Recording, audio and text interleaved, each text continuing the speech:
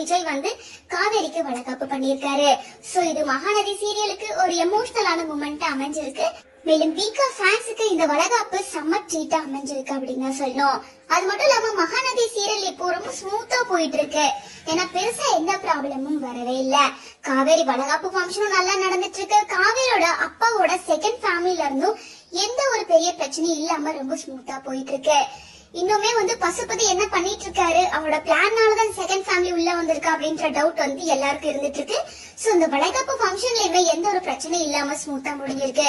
So இதுக்கப்புறமா பசுபதி திரும்ப வருவாரா அல்லது காவேரியோட செகண்ட் ஃபேமிலிக்கு பின்னாடி என்ன ஸ்டோரி இருக்கு என்ன அப்படிங்கறத கூடி சீக்கிரமாவே ரிவீல் பண்ணுவாங்க அப்படின்ற மாதிரி தான் இருக்கு.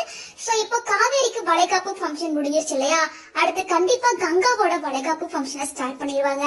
அதுக்கு குமரன் வந்து ஃபாரின்ல இருந்து வரணும். சோ குமரன் கேரக்டர்ல நடிச்சிட்டு இருக்க கம்ருதீன் வந்து இப்பதான் பிக் பாஸ் விட்டு வெளியே வந்திருக்காரு. அவர் திரும்ப சீரியலை ஜாயின் பண்ணுவாரா மாட்டாரா அப்படிங்கறதே கேள்விக்குறியாதான் இருக்கு.